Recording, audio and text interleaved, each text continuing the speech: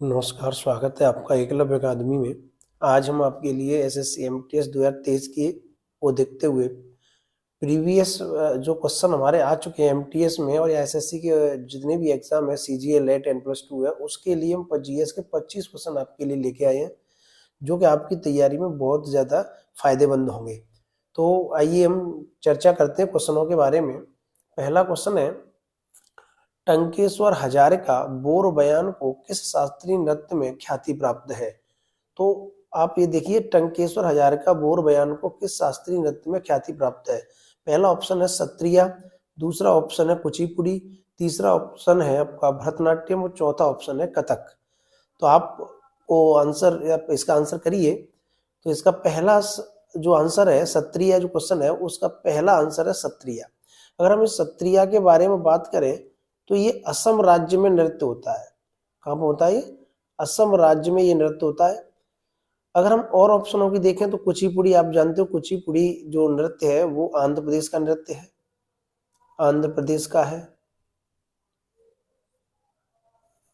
भरतनाट्यम जो है आप तमिलनाडु का नृत्य है, भरतनाट्यम तमिलनाडु का नृत्य है। और जो कथक नृत्य है वो आपका उत्तर प्रदेश का नृत्य है। कथक किसका नृत्य है? उत्तर प्रदेश का। तो ये चारों ऑप्शन आपके हुए। अगला क्वेश्चन आप देखिए, कोणार्क नृत्य उत्सव भारत के किस राज्य में मनाया जाता है? तो कोणार्क से आप जानते हो, कोणार्क का जो सूर्य मंदिर है वो किस राज्य में है? तो कोणार्क का सूर्य मंदिर है उड़ीसा राज्य में। तो इसका सही आंसर है उड़ीसा। क्या आंसर सही है? उड़ीसा। अगर हम अन्य ऑप्शन की बात करें तो जो कर्नाटक है, तो कर्नाटक में उत्सव है एक, आपने देखा होगा, वैसे तो बहुत उत्सव होते हैं पर एक एक हम बताते चल रहे हैं। कंबाला भैंसा दौड़, जो कंबाला भैंसा दौड़ है ये कर्नाटक में है। कंबाला भैंसा दौड़ कहाँ होती है? कर्नाटक में होती है। अगर हम झारखंड की बात करें तो झारखंड में जो उत्सव है वो है सरहुल उत्सव। सरहुल उत्सव, तो झारखंड में सरहुल उत्सव मनाया जाता है। ठीक है। राजस्थान में आपने देखा है गणगौर उत्सव, सुना होगा। तो राजस्थान में ये गणगौर उत्सव है। राजस्थान में कौन सा उत्सव है? गणगौर उत्सव है। ठीक। अगला हमारा क्वेश्चन है, क्वेश्चन नंबर 3, कि ऐहोल किस वंश की राजधानी थी? ऐहोल किस वंश की राजधानी थी? तो जो ऐहोल राजधानी थी वो चालुक्यों की पहली राजधानी ऐहोल थी। अगर हम चोलों की बात करें तो चोलों की जो राजधानी थी वो चोलों की राजधानी मदुरई, मदुरई जो तमिलनाडु में है, मदुरई। पल्लवों की राजधानी कांचीपुरम, पल्लवों की राजधानी क्या थी? कांचीपुरम। और जो पांड्यों की राजधानी थी, सॉरी, ये जो मदुरई राजधानी है वो पांड्यों की है। मदुरई जो राजधानी है वो पांड्यों की है। और चोलों की राजधानी थी उरैयर, उरैयर। तो चोलों की राजधानी क्या थी? उरैयर। ये तमिलनाडु के क्षेत्र थे। किसके क्षेत्र थे? तमिलनाडु के ये क्षेत्र थे। अब हम अगला क्वेश्चन नंबर देखते हैं 4, भारतीय संविधान में भारतीय नागरिकों के कितने मौलिक कर्तव्य हैं? तो आप जानते हो कि मौलिक कर्तव्य संविधान में 11 है। जो 11वां मौलिक कर्तव्य है, जो हमारा लास्टवां मौलिक कर्तव्य, 11वां मौलिक कर्तव्य, ये हमारा 86वें संविधान संशोधन से जोड़ा गया। कौन से जोड़ा गया? 86वें संविधान संशोधन से। तो 86वें संविधान संशोधन से जोड़ा गया, 86वें संविधान संशोधन से। ये 2002 में जोड़ा गया था। इसमें था कि जो माता पिता हैं वो अपने बच्चों को अनिवार्य शिक्षा, या जो भी गार्जियंस हैं वो शिक्षा प्रदान करवाएंगे। अगला क्वेश्चन नंबर 5 है, किस राज्य के विधानमंडल में 2 सदन है? तो अभी आप जानते हो कि महाराष्ट्र में 2 सदन है। किसमें? महाराष्ट्र में 2 सदन है। इनमें अभी ओनली विधानसभा है। अगर हम 2 सदनों की बात करें तो यूपी, बिहार, महाराष्ट्र, ठीक है, कर्नाटक है, जम्मू। अब जम्मू कश्मीर का जो मामला है वो आप जानते हो कि केंद्र शासित प्रदेश है, आगे चलकर वो विधानसभा उसमें बन सकती है।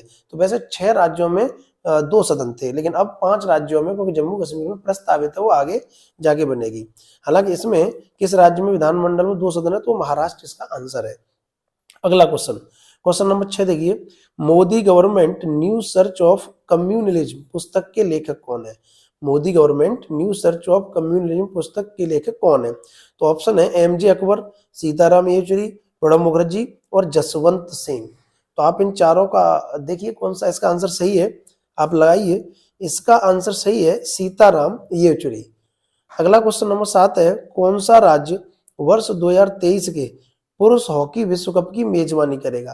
तो अगर हॉकी के भारत में हॉकी को अगर बढ़ावा किसी राज्य ने सबसे ज्यादा दिया है तो वो उड़ीसा राज्य ने दिया है, और उड़ीसा में ही स्टेडियम बनाए गए हैं हॉकी के लिए। तो इसका जो आंसर सही होगा वो हमारा होगा उड़ीसा। और हम बात करेंगे भारतीय रेगिस्तान की बड़ी नदी, क्वेश्चन नंबर 8वां है, भारतीय रेगिस्तान की बड़ी नदी कौन सी है? तो भारतीय रेगिस्तान की बड़ी नदी है लूनी। ये जो लूनी नदी है ये हमारी अरावली पर्वत श्रेणी से निकलती है। कैसे निकलती है? अरावली श्रेणी से निकलती है और कच्छ के रण में विलुप्त होती है। ये जो बनास नदी है ये भी नदी हमारी राजस्थान में बहती है। बनास का मैदान सुना होगा आपने, तो राजस्थान में बहती है। जो बेतवा नदी है ये यमुना की सहायक नदी है। बेतवा नदी की सहायक नदी है, यमुना की सहायक नदी है बेतवा। ठीक है। जो कोसी है, इस कोसी को तो आप सब लोग जानते ही होंगे। बिहार का शोक किसे कहते हैं? तो बिहार का शोक कहते हैं हम कोसी नदी को। तो बिहार का शोक कोसी नदी को कहते हैं। तो ये क्वेश्चन नंबर 8 हुए। अगला हम क्वेश्चन देखते हैं, अगले क्वेश्चन देखते हैं।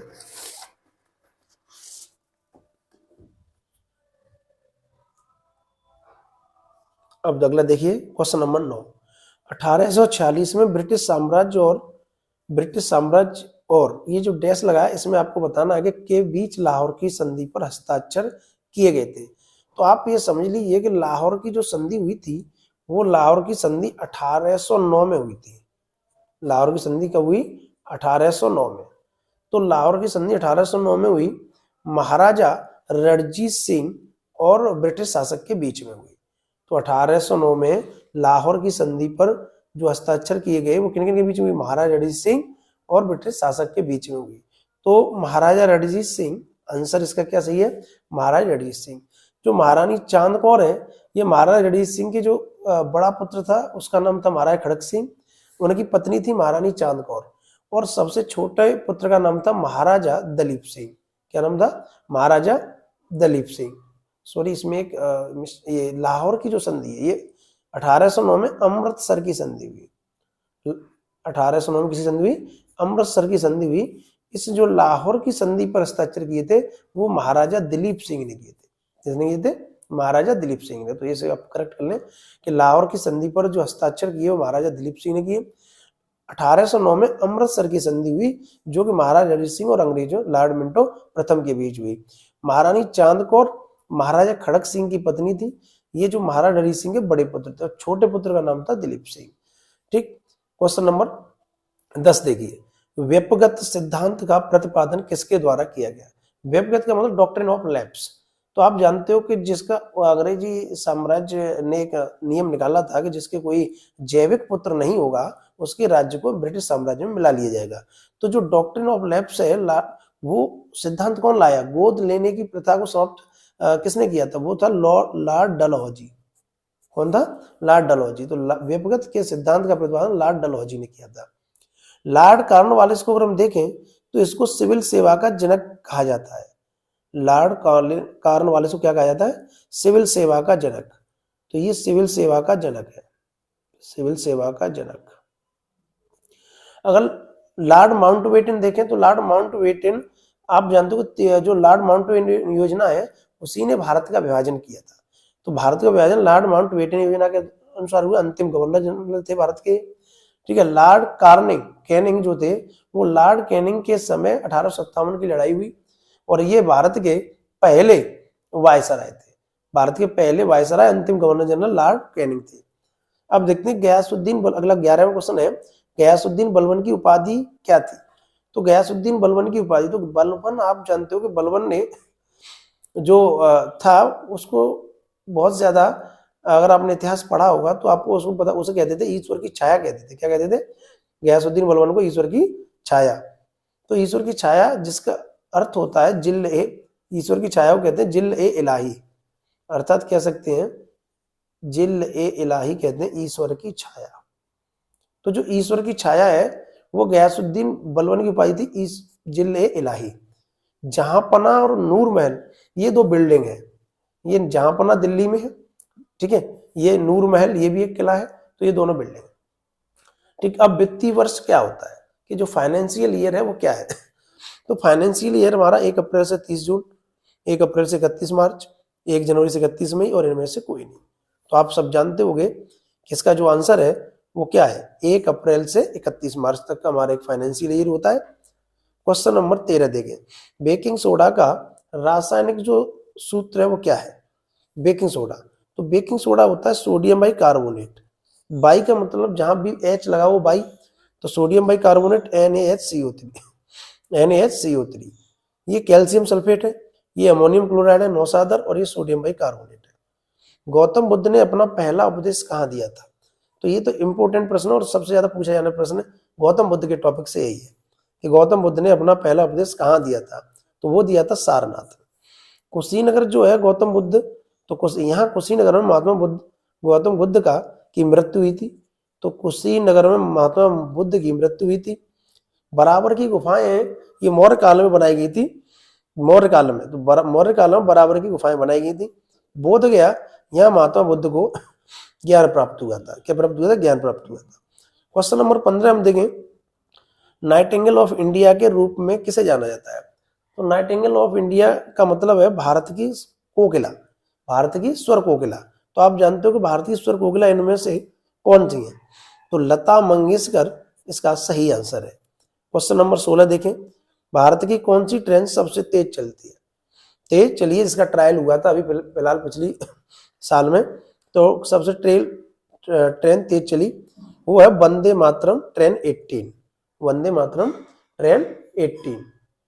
ठीक है, अगर हम इसमें आगे देखें कि अगला क्वेश्चन 17वां, कि अंत्योदय योजना किससे संबंधित है। तो अंत्योदय योजना है जो व्यक्ति ज्यादा गरीब होता है और उसको सरकार मदद करती है, राशन देती है। जैसे आपने 35 kg देखो, 35 किलो अनाज, किसी को 10 किलो, ऐसे मतलब इसमें स्कीम है। तो अंत्योदय योजना किससे संबंधित है, बेरोजगारी, जनसंख्या, पर्यावरण, दुर्दशा या गरीबी से। तो अंत्योदय योजना गरीबी से जूझते हुए लोगों के लिए अंत्योदय योजना। ये जो अंत्योदय योजना है, इसी से हम आपको एक प्रश्न पूछा है, कार्ड बनते हैं 3 प्रकार के, APL, BPL और अंत्योदय कार्ड। तो जो 3 कार्ड बनते हैं उनमें सबसे ज्यादा गरीबी जो कार्ड होता है वो ये अंत्योदय कार्ड होता है। जिसके पास अंत्योदय कार्ड है, जिसके पास अंत्योदय कार्ड है वो सबसे ज्यादा गरीब है। तो सबसे ज्यादा गरीब के पास कौन सा कार्ड होता है, अंत्योदय कार्ड होता है। 2011 की जनगणना के अनुसार भारत का लिंगानुपात क्या है, ये क्वेश्चन नंबर 18। तो लिंगानुपात आप जानते हो कि लिंगानुपात क्या है, 1000 पुरुषों पर जो महिलाओं की संख्या होती है वो लिंगानुपात होता है। तो 18 क्वेश्चन क्या है, 940, 740, 840, 640। तो 1000 पुरुषों पर महिलाओं की संख्या कितनी है, तो आप जानते हो 940 है। कृत्रिम पारिस्थितिकी तंत्र का उदाहरण क्या है, कृत्रिम पारिस्थितिकी तंत्र का उदाहरण क्या है। तो कृत्रिम पारिस्थितिकी वो होता है कि जो व्यक्ति या मनुष्य अपने सुविधा के अनुसार अनुकूल ढाल लेता है, कि प्रकृति की नकल करके बना लेता है, उसको कृत्रिम पारिस्थितिकी तंत्र कहते हैं सिस्टम को। तो बगीचा, तालाब, झील और जंगल। तो आप देखें इसमें दोनों ही आंसर है, बगीचा भी सही हो, तालाब भी कृत्रिम है। लेकिन तालाब को देखा तो तालाब प्राकृतिक बन जाता है, लेकिन बगीचा बनाया जाता है। तो इसलिए इन दोनों में इस जगह जो आंसर होगा सही वो बगीचा होगा, लेकिन तालाब और बगीचा दोनों ही कृत्रिम पारिस्थितिकी तंत्र का उदाहरण है। अगला, वन हेल्थ प्रायोग परियोजना 2022 शुरू किया गया। तो वन हेल्थ प्रायोग परियोजना 2022 शुरू किया गया। ऑप्शन है आपके, उपभोक्ता मामले विभाग ने शुरू किया, वाणिज्य विभाग ने शुरू किया, औषधि विभाग ने शुरू किया, पशुपालन और डेयरी विभाग ने शुरू किया। तो वन हेल्थ प्रायोग परियोजना कोविड-19 को देखते हुए आई कि पशुओं में जूनोटिक जो बीमारी है वो ना फैले, जंतुओं से जंतुओं बीमारी ना फैले, उसके लिए परियोजना शुरू की गई। तो ये जो शुरू की थी वो पशुपालन और डेयरी विभाग ने शुरू की थी। क्वेश्चन नंबर 21 देखें, कौन सा पदार्थ पानी में अघुलनशील है। तो ऑप्शन है दूध, नमक, चीनी और चॉक पाउडर। तो आपने दूध, नमक, चीनी इसको तो देखा होगा उसमें कि ये घुलनशील है, लेकिन चॉक जो पाउडर है वो अघुलनशील है। कैसा है, अघुलनशील है। अगला क्वेश्चन 22, अगला क्वेश्चन देखिए, क्वेश्चन है अगला कि कौन सा पदार्थ पानी में अघुलनशील है। तो कौन सा पदार्थ पानी में अघुलनशील है, तो दूध, नमक, चीनी, चॉक पाउडर। तो आप जानते हो दूध, नमक, चीनी तो ये घुलनशील है, तो चॉक पाउडर अघुलनशील है। शिव कुमार शर्मा, क्वेश्चन नंबर 22, शिव कुमार शर्मा का नाम किस वाद्य यंत्र से जुड़ा है? तो शिव कुमार शर्मा का जो नाम है आप जानते हो वो संतूर से जुड़ा है। किससे जुड़ा है? संतूर से जुड़ा है। तो संतूर इसका आंसर होगा। क्वेश्चन नंबर 23 देखें, किसने 261 ईसा पूर्व में कलिंग का युद्ध लड़ा था? तो आप जानते हो कलिंग का युद्ध लड़ा था अशोक ने, जहां से उसका हृदय परिवर्तन हुआ और जहां से उसने बौद्ध धर्म को अपनाया। तो इसका सही आंसर होगा अशोक।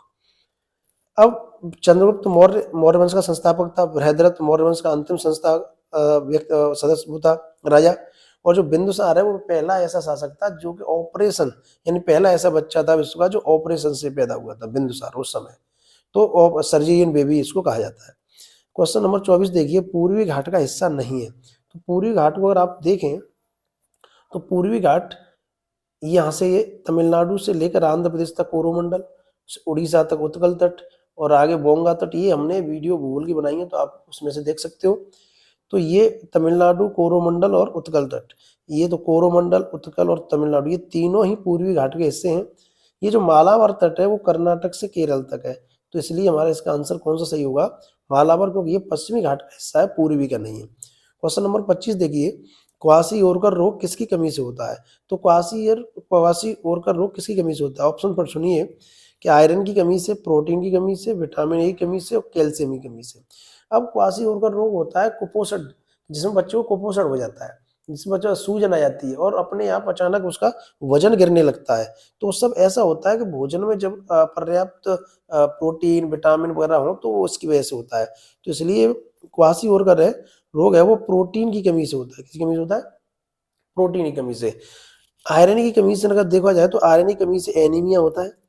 एनीमिया जो कि ज्यादातर महिलाओं में पाया जाता है, अधिकतर एनीमिया की शिकार महिलाएं होती हैं। विटामिन ए की कमी से रतौंधी रोग होता है और कैल्शियम की कमी से हड्डियां और दांतों में नुकसान होता है, हड्डियां कमजोर होती हैं, दांतों का क्षरण होता है।